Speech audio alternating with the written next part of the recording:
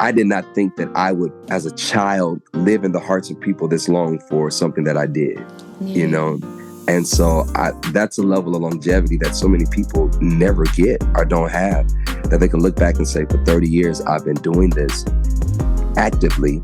And for 30 years, I've been on the hearts of people's mind, whether they still think I'm this little kid that they're just discovering, or they know me now as the grown man who is walking in apostolic grace, who is, you know, going on building ministries, college degrees, whatever the case may be, and other things that God has allowed me to be. So I'm so grateful to the Father for what he's done for my life.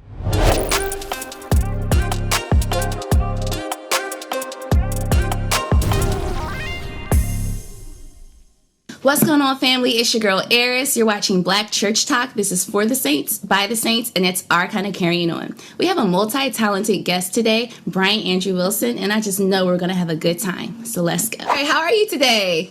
I am doing wonderfully. How about yourself? I'm good. I don't know whether to call you Apostle Wilson or... Listen, you can call me Bryan. You know, it's fine. It's fine. You good. Got you. All right, Bryan. So we know you have this amazing Christmas album out. I want to play a quick game with you. All right, come on. Okay, it's called Guess the Christmas Album. So I'm going to show you some gospel Christmas albums, and I want you to guess which artist it's by. Okay. All right, let's go. Let's go. Absolutely. Kirk Franklin and the Jesus is the reason. Hey. But you got to say, Donna. Yes, no. That's the only way to sing it. That is correct. Kirk Franklin and the Family. That was quick. All right, how about this one? Merry, Merry Christmas. Absolutely. How about this one? Oh, wow. Oh, is that Tamla Mans? Nope. Oh, I'll get one more guess. One more. Hey, sing me a song off of it. Time. That's it. This is CC Oh my gosh. In your defense, this just came out this year. Right. How about this one? This one is is that's not Vashon's, is it? Grace. I don't know. Oh my gosh. Okay. All right. How about this one? Oh, that's Jonathan McReynolds. Yep. Yeah. Also just came out this year. Yeah, that just came out this year. This is a throwback. Oh, that's definitely the BBCC Winans one. I know that one. You got it. Ham is Chris. Come on. Yep. Absolutely. That was an easy one. How about this one? Yep. Is that Marvin Sapp? Yeah, it is. It is. This is a classic. This is on vinyl. Okay. That's how old it is. Is that Emma Hawk? Yeah, wow. Hey. Look at you. I'm not surprised. Yep. All right, last one. Let me think. Is that that's Bryan Andrew Wilson? Mm-hmm. Yes. Jingle Jams. Jams. A good one. Thank you so much.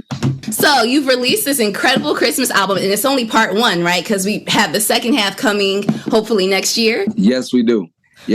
And I'm so excited about it. It's a this is my first time ever doing a Christmas album. Mm-hmm. So first time ever. And let me tell you why this album means so much to me. The first song that I recorded for it is called He Brought Joy. Mm-hmm. And it's actually the last song on the album. However, it was a song that my grandfather recorded back in the 60s. And my grandfather wrote and recorded back in the 60s. And I went into the studio to do a tribute to him, and my mother actually helped me sing background. Love it. Wow. She taught me this song, and it was the last song we recorded before she passed. Yeah. So I was able to do that with her, to bring homage to my grandfather. And then we just kept going, and my big brother, Aaron Wilson, started just putting some tracks together and wrote some songs to that. Yeah. And it just started evolving. So it really has a sentimental value to me as well, and which I think serves as a comfort even for this Christmas season coming up, because my mom's transition.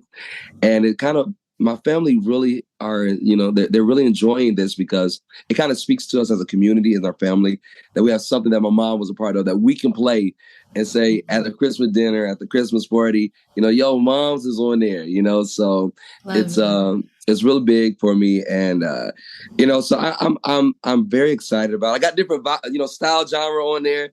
I got a little two-step Chicago vibe, to pay homage to the place I was born. Mm-hmm. And but Daryl Walls is on there from the Walls Group, and Dorothy Norwood, who was a living legend, literally. And so she was on there, and I love New Orleans music. I love New Orleans food. And I have one of my favorite bands on there from New Orleans, Rebirth, and who's very known in that area and known, throughout the world for their sound, producing that New Orleans French Quarter sound. So I really put some work into it. And it's a project I'm godly proud, as my grandmother said. I'm godly proud of it. Yeah, love it. Now, like you mentioned, it's very diverse. It has different styles on there. What's your favorite, like, kind of genre or style of music to sing? Oh, my goodness. Actually, quartet music. I actually love good. I love that. Yeah. Jesus. Yeah. Something about it. Yeah, I love that consistent beat, that drive. You know what? My family grew up singing quartet, so to me, I heard some of the best gospel singers in the world. They were just quartet singers. I feel like, like, what is in their throat, that they can sing like that. It's like, yeah. I feel like my vocal cords about to fall out, after the first song, but they go and go. So I was always amazed by their drive, their stamina, and their skill and range, especially the male singers, And so I love, it's really my favorite quartet music.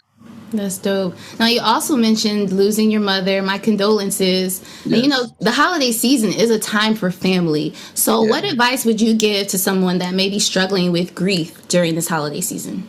My first thing would be to be true to your emotion. If you feel it, allow yourself to feel that grief, but act on what you feel. I think sometimes we ignore it. And if we ignore it, it creeps up on you like an infection. It's almost saying that, I got a cut. I'm not going to deal with it. It's just a cut. It's just bleeding. It's just turning green. My leg's just numb, No, don't ignore that. You got a cut, young man.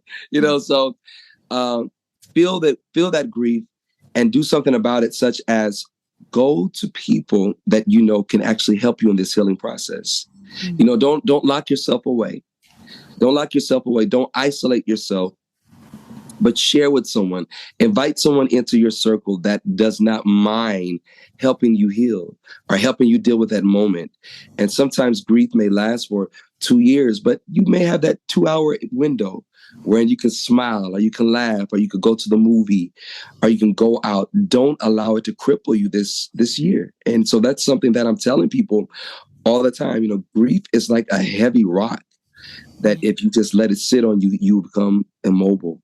But throw it off of you. You know what I'm saying? Throw it off of you. Get active into something. Get around some family members. Go put on your favorite song. Go to the gym. That's what I had to do. I was getting to a place I was like, nah, this is just not a thing. I don't want to do anything anymore. But I found therapeutic release in the gym. You know what I'm saying? Like now I love the gym. And so I'm there. I'm praying while I'm at the gym. I'm witnessing matter of fact, I went so much that my trainer now is giving my church free membership. Wow. Yeah. So find that outlet, and it's okay. It is okay to feel the emotion, because if you don't feel it, a lot of times you won't know that it's there and how to deal with it. So that's what I definitely tell people to do. Wow, that's powerful. My family is dealing with a loss this season too, so that's really sound advice. So yeah, I appreciate that. Absolutely. Blessings to you concerning that. Yeah, absolutely. For sure. But on a little lighter note, we're talking about Christmas. Now, you are very churchy, a church kid, right? Were you ever in a holiday Christmas church play growing up? Listen, I was Joseph. I was the angel. Yeah. Listen, if I probably asked one of my older aunts, if I said I was one of the baby Jesuses, I don't know. Wow. I was in all kind of church plays, and I was always the one who had to sing, So I was always the angel singing or whatever the case may be. But church plays, we always had the Christmas speeches. I was the kind that I would wait till the Sunday of to try to memorize it. You know, I was either playing Nintendo or whatever the case may be. Yeah. Didn't quite get it until the day of, and my mom would be in the audience, and I'll be like, you know, now Jesus born in a manger. She'd be like, to tell the world I was a stranger. You know? So mama would be in the congregation mouthing the lines. I was a stranger. You know? So having those memories, I definitely recall. And even as an adult, I played Joseph at a major production in Washington, D.C., Evangel Cathedral Church. They have a huge play every year. And I had a chance to play Joseph at least once there. It was Donnie McKirkland, Marvin Sapp, myself, Beverly Crawford, a whole host of people, Marette Brown Clark. And I was honored to play Joseph, you know, the young Joseph. So. Got you. Now, you're not from D.C., but you mentioned D.C. a lot. You have like a go-go song. What's your connection to D.C.? Listen, I lived in D.C. for like about 12 years. Wow. Okay. Yeah. And Northwest, South, East, what part? Northeast. Northeast, okay. Yeah, is that kind of the good side? See, I got family in D.C. and I went to Howard, so I kind of remember. Yeah, see, well, I didn't stay too far from Howard. I was like maybe like about 8 minutes from Howard. Okay, cool. Yeah, like off of Georgia Avenue. I went too far from Georgia Avenue, which is 7th Street. So, yeah, I say then we say Northeast, and you know, and like off of New York and Rhode Island, that little area, kind of quad area, and where it used to be the old XM building. But now they tore it down. It was like the old McDonald's old Wendy's off of New York Avenue. So, yep, stayed there for like about 12 years, was praise worship leader at Evangel Cathedral. And so, you know, I got my bona fide, you know, DC license. And, you know, I got my card. I know about the mumbo sauce. Yes. It's chili. You know what I'm saying? Yeah. Go. Listen, I know about So I'm official. That's what's up. Now, okay, listen, you're very well spoken and you give great interviews, but you've also done some amazing interviews yourself with people like Tamala Mann and Dorinda Clark Cole. I'm curious, which do you prefer more, to interview people or to be the one who's interviewed? Wow, that's actually a really good question. What I like to, man, I think it depends on the individual. You know, sometimes it depends on the individual, just the energy and the vibe. But I'm the kind of person that I think I like interviewing. I think I like interviewing because you get to ask those questions that you always wanted to know. Yeah. You know, like there's always that one question that's tailored to you and your curiosity that you can say, hey, so tell me, you know. Yeah. You know, when you made that album cover, what, you know what I'm saying? Like, Yep. I love it. That's a good point. I like that you can get those BTS moments, if you will. Yeah. And definitely like to interview people.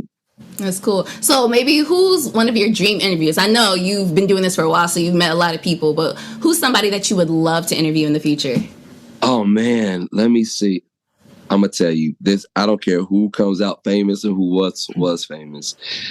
The person that I get so nervous around because I'm so excited to see them is Elbernita Twinkie Clark.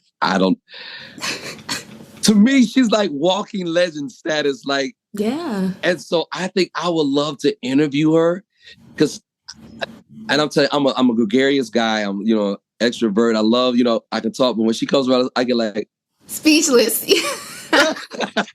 like, you know. Yeah. So I would like to interview her. I would need somebody like yourself there with me to help me because.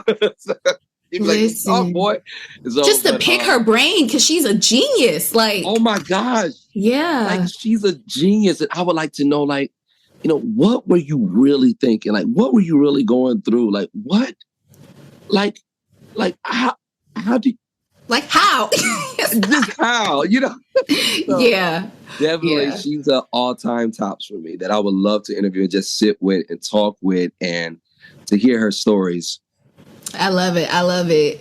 I think you were actually on my list of like people I would love to interview, just like watching you and your wife, especially like after the pandemic and you guys' personality. I was like, they would give a great interview. Listen, clowns forever in a day. Listen, I know y'all just have a good time. And don't you love that, like marrying someone who you can vibe with, you know? Because like the attraction and the stuff and the, looking like relationship goals is one thing, but to actually have that like best friend, Yes, Amazing. yes.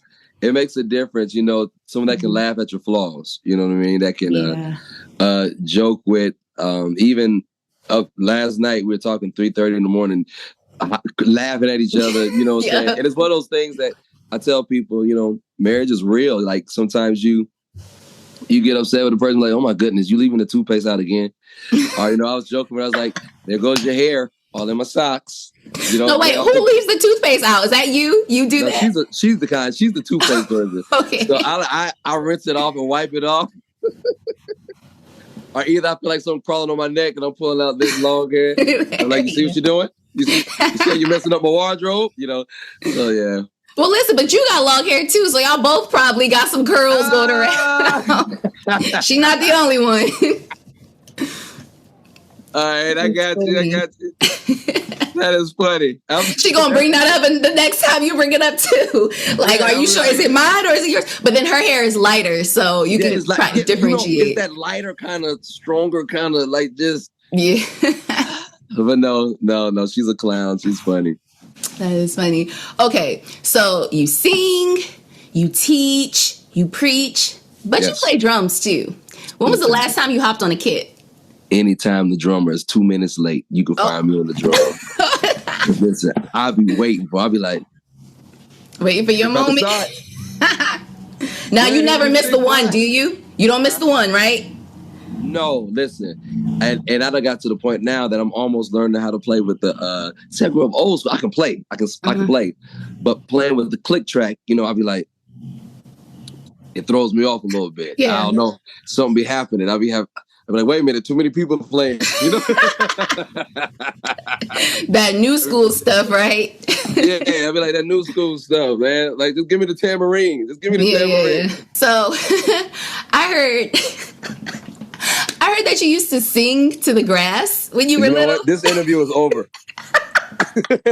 Anything or anybody who would listen. Yeah, this interview is over. It was so nice. Yes, I grew up singing to the grass. Listen, I always wanted to sing in front of a big church. And so go on my front porch, and it was kind of elevated. And on each side was like, the grass, right? Split down the middle. Yeah. We had a little walkway. And so I would pretend that each blade of grass was a person. And I would be singing. And if the wind moved, it was blowing the grass. That meant that the presence of God, they was feeling it and they was falling out. and I would really be on the porch. I'll be going for it. And my neighbors be like, shut up. Like Coming to America. So, but I used to pretend that. And so when I was finished with that church, I would go to the next church, which was the porch behind the house. You were booked and busy, right? I was booked and busy. You hear me? Call my people. And so I went to and I would do that kind of things, because each side had a different acoustic. And, I literally can remember going to different angles of the house outside. And sometimes you could say something and you hear the echo across the way.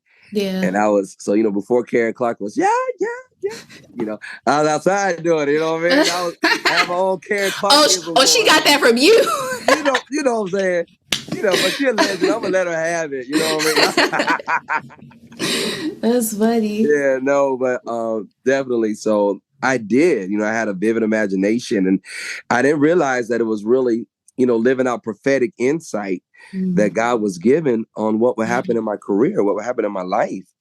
And so he was so amazing that he allowed it to come to pass just a couple of years after, as a kid. So that's how I got my start in understanding the concept of being in front of people, church, and being on my front porch. Wow. I mean, it sounds funny when you say singing in grass, but that's actually like really profound. Like, wait a minute, the blades of grass were like people. Wow. Absolutely. They were blades of grass that I saw in my mind. I saw they were people. And, I would be out there like literally, this is no game, hours singing, making up songs and pretending I had a choir and I was directing the choir and all of this. I'm going to tell you something, like one of my visions that I had as a kid living in Illinois, I saw the Mississippi Children's Mass Choir come on TV. And I never forget it. Dathan Thigpen, a gospel artist now, very, very amazing singer, but on Medea plays and everything. He was on TV. They played their video. And I told my mom, I said, hey, mommy, I'm going to sing with that choir, with them kids. And she said, okay. Yeah, go ahead and get ready for Sunday school because you already late. Bobby Jones came on Sunday morning. You had church before church back then. Yeah. And so I said, no, mommy, I'm going to sing with them. She said, okay. So, my mom played me. It's okay. So I went outside and sang with her. You know what I'm saying? Yeah. But then when it actually happened, she said, oh, my God. Right. Yeah. I was like, yeah. So. Told you. Told you, mama. So it was so prophetic and just so full circle. And I think a lot of times, even when I tell the story, I forget just how profound that prophetic insight was, that God allowed me to see a future that leads me to moments such as talking to you today, Yeah, that's incredible. And isn't it so amazing how like God shapes us and makes us the people that we are, and it's just even so evident in us as children, like who you're meant to be. Yes. Yes. And it takes, and I will say I'm grateful for the community that I grew up in, my mother. I'm grateful for my brothers, just my family who never crushed my dream, who never said, boy, go just shut up, stop all that singing stuff. You know what I'm saying? They let me, use the wooden spoons and sing and the toilet paper and paper towel holder when it's all gone. And, you got that little hollow brown cardboard and you can sing into it, using microphones and, all that kind of stuff that they didn't crush me. And I think that's one reason why I like teaching, because I often, a lot of times, try to find young Bryan in the student, you know what I'm saying? That maybe it's that young student who has a dream and they just need somebody to push them, or they have a gift and they just need somebody to discover it, or they are in a home where there's an absentee father, So I always try to find that child that I could connect with them. And everybody doesn't have a trauma story as a child. Some people just need encouragement. Some kids just need encouragement. So I always try to find that and look in that to say that I remember when, and I am today because somebody saw something in me then, So that's one of my drives for even teaching. That's incredible. Now, okay, so you were 10 years old when you recorded His Eyes on the Sparrow with the Mississippi Youth Choir. Was it around 10? Yes. Yeah. So maybe like decades have passed since then, about 30 years. I think this year is the 30th anniversary, right? Yeah. I'll be 27. Okay.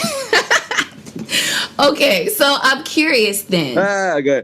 What would I just let that go? He's 27, Saints. He's 27. Don't look a day over 26. Oh my God, look at you. God has blessed you so much. He keeps the saints. He preserves the saints, right?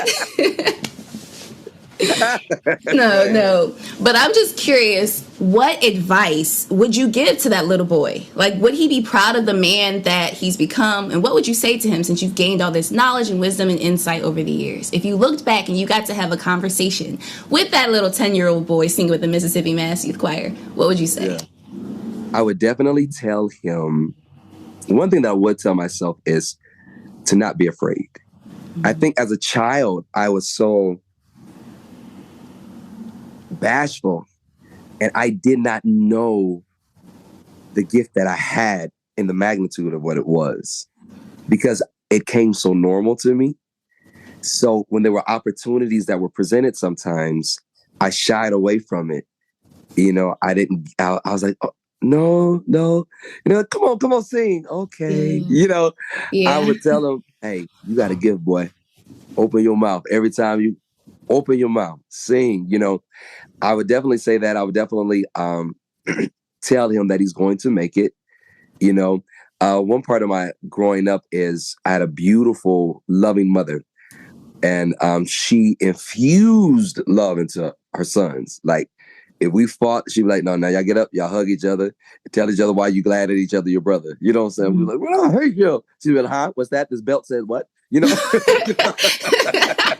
use that one on my kid. That's funny. Excuse me. So she infused that in me. But I think there was a period of time that, when you go through the adolescence, when you go through the change, And, that you feel like, well, am I really gifted? Am I really whatever? Am I really, you start questioning yourself. And I would tell him, listen, you're going to go through some things, but you, my brother, are going to make it. Utilize every opportunity. Just utilize every opportunity that you have. Activate these connections, and that's what that's what I would tell myself, because I don't have a whole lot of regrets. Just some things I feel like, oh man, I wish I would have been just a little bit more bold and seized that opportunity, or been a little more confident and went forward in that. And that's the main thing I would tell me. That's the main thing I would tell me. But besides that, I can say that God has been good to me. Like, he really, really has been merciful to me. Like, he's opened up so many doors, so many avenues. And I did not think that I would, as a child, live in the hearts of people this long for something that I did, And so that's a level of longevity that so many people never get or don't have, that they can look back and say, for 30 years, I've been doing this actively, and for 30 years I've been on the hearts of people's mind, whether they still think I'm this little kid that they're just discovering, or they know me now as the grown man who is walking in apostolic grace, who is going on building ministries, college degrees, whatever the case may be, and other things that God has allowed me to be. So I'm so grateful to the Father for what he's done for my life. Yeah. Amen. That's incredible. So you're telling me that little kid, because it doesn't seem like it, but that little boy that we see in those videos was scared before he went up on stage? Let me tell you something. If you look and study it from this insight, when I first started singing and I'm looking and my eyes are shifting on his eyes on the sparrow, I'm looking at these people like, these blades of grass is a little bit different. It's a little bit different on my porch, what I'm saying? So I'm looking like, why? And I'm looking around and I'm a little bit nervous, and I do this little smirk because I'm hearing my brother on the front row and my mom yell and say, "Just do it, So I'm smiling like, oh my gosh, it's bashful. And then it's a point in the song that the Holy, I go for, as the old saints used to tell us, go for broke, go for what you know. And so when my mom and them told me, and I felt the presence of God, and my face turns red. And, and my eyes get closed and squinted, and I'm feeling the anointing of the Holy Ghost. And it's at that moment I'm like, listen, it's going out the window now. I'm in there now. We in it. So I felt my voice, my vibrato starts changing, and I'm just like, I'm going for it. I'm going for it. And I have to say, God was gracious. He gave me so much of a support system, with the Mississippi Children's Choir, with the directors there, and the producers, executive producers there, and they were just so kind to me. So they took that moment, that could have been absolutely, petrifying, and they turned it into a moment that allowed me to, coast into the moment where I felt comfortable. So, but every time I would grab a mic, you got to think I'm a kid, and so I'm around LaShawn Pace and James Moore and the Clarks and John P. Key. And I'm like, oh my gosh, I got homework tonight. You know what I'm saying? I'm still learning timetables. And you know what I'm saying? Like, these people are getting on this stage singing. To me, they are the epitome of stardom in gospel music. We didn't have, media outlets such as yours, BlackChurchTok or IG to make us feel connected to them. So you only saw them on the Gospel Today magazine. That's true. Or you only saw them on BET. Or the Stellars. Yeah. At the Stellars. It's like, so you didn't have that much access. So when you saw them, it was, what I'm saying? So you didn't have that level of connectivity until you really saw them in person. So it was always, it was always awe-inspiring. This is making me feel better, because as a church kid myself, I had the same feeling about these gospel legends, and then now being in spaces where you see them or you have a conversation with them, I'll be like, be normal, Eris, just have a conversation. But inside I'm like, oh my God, this is Ricky Dillard, this is Erica Kidd. I literally love them. yes. So you are my whole childhood. Literally, you raised me, huh? Right. That's crazy. Yeah, so no, it's a real thing, and And I respect you for that. You know, there's so many people who don't give homage to gospel artists, you know, for the work that they've done and that they do and that they contributed to, you know. And so like, even just hearing you say that is like, yeah, you definitely good people. Yeah. As I say in DC, definitely. Definitely. That is funny. And you know, I don't know why I don't have a DC accent, because I really, like, my mom was born there, my father was born there. Really? What I say, my mother, my father. I was waiting for you to correct it. My mother. My father. Yeah. That's crazy. Yeah, I love it. But before I let you go, so speaking of your time singing with the youth choir, right? There's a clip of you singing Yahweh. And at the end of the song, you have kind of like a sing-off with Reverend James Moore, and like he's saying a note and then you're echoing it. And I've even seen clips of like you and your wife when you're doing like kind of sing-offs and you guys have to copy each other's notes. So I want to play this game, and it's called Name That Note. This is based off of you, right? This is a game tailored just to you. So here's what we're going to do. Oh, wow. I'm going to play some riffs or little notes from your Christmas album and maybe throwback from back in the day. And I want to see if you can name that note. See if you can duplicate it, you know? Oh, duplicate it now? Duplicate it now. Don't worry, I didn't choose any of the I didn't do that. Okay, thank you. We ain't doing that no more. That's for back in the day. But these are recent. So from the album and maybe a couple of your live performances when you were a kid. Let's see if you can name that note. You ready? I'm ready. So this first one is from Christmas Every Day. Here we go.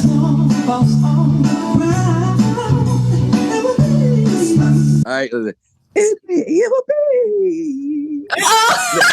Wait, I've been preaching all yesterday, so that's all right. You got it. Yeah, okay. Wait, I'm gonna go back and I'm gonna see how high those notes were that you were hitting when you were a kid. That's kind of close, actually. Now I'll get some ones on there. Yeah. He still got it, Saints. He still got it. I still got it. You got my preacher voice this morning. No, you're good. You're good. All right, so this next one is Greatest Gift of All. Okay.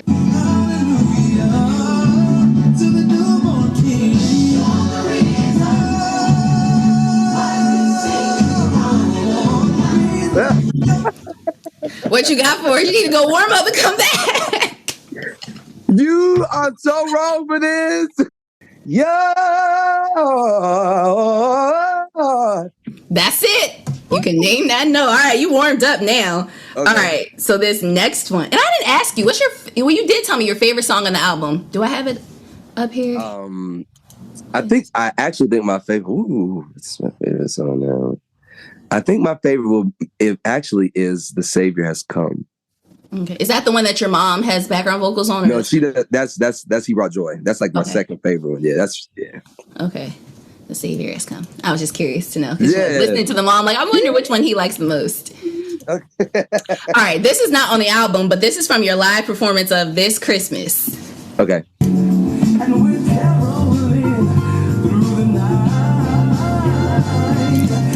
What you got for us? Okay.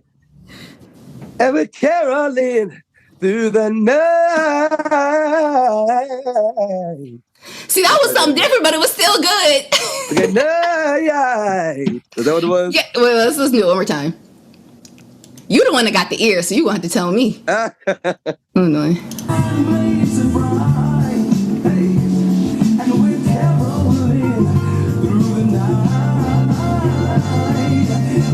Through the night. Yeah. Through the night. Yeah. Listen, I can't do none of it, so sound about right to me. Okay, we'll pass. Okay, so this one is also from Jingle Jams, from the Jingle Bell Swing, which is my favorite song on the album. Yeah. So the Saints can get their little sanctified two-step in, play it at the Christmas parties. Come on now.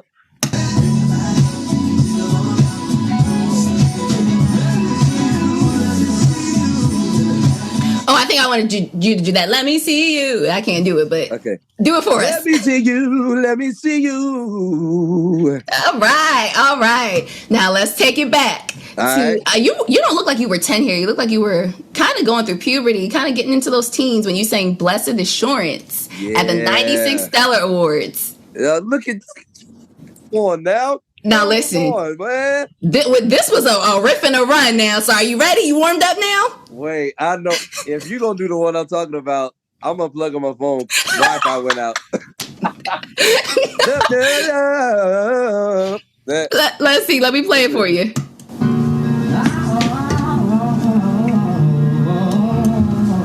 Can you even hear that? You don't got to do that part. Could you hear it? Do it one more day. Do it one more time. Let me hear it one more time.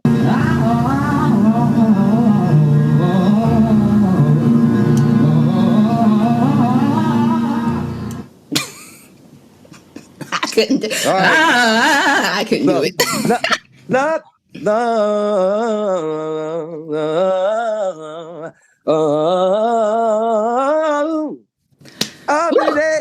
That was something. We got to do the side by side and show the then and the now. That's crazy. All right, wow. Last one. This is the 30th anniversary, right? Yeah, 30 years. His eye is on the sparrow. All right.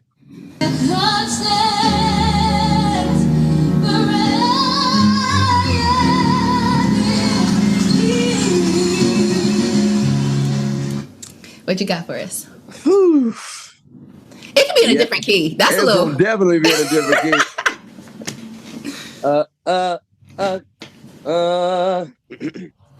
A constant friend, a friend is he. Yeah. Hey. I love it. Just seeing that little boy and then seeing him here 30 years later, just still sounding amazing. That's Thank crazy. You. Wow. That's crazy. That was so good. Thank you for that. And that's all we have today for Name That Note. That is so funny. Yo, thank you. That was fun.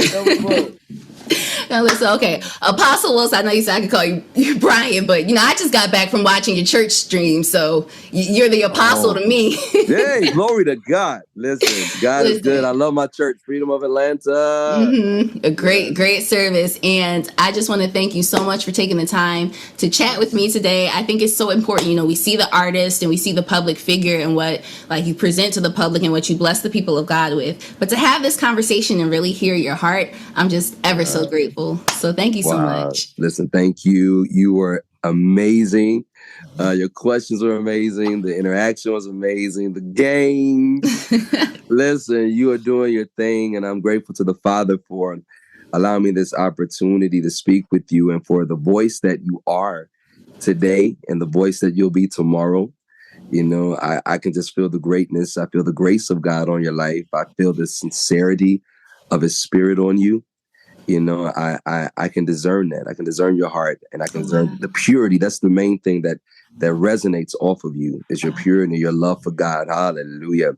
So I am so excited about what God's going to do with you, your brand, and for allowing me to just pass through to be a part of this great journey that you're on to. So thank you so much. Thank you. Now listen, I didn't think I was going to shout today. I'm going to have a little praise break. Thank you for those kind words. And Saints, you got to go get his new album. You got to listen to this. Play this on Christmas. Play this while you decorate your tree, while you wrap your presents. Yes. Incredible Christmas album. So thank you for that. And we can't wait to see part 2 next year. Absolutely. It's coming. All right, that's all we have for today. Until next time.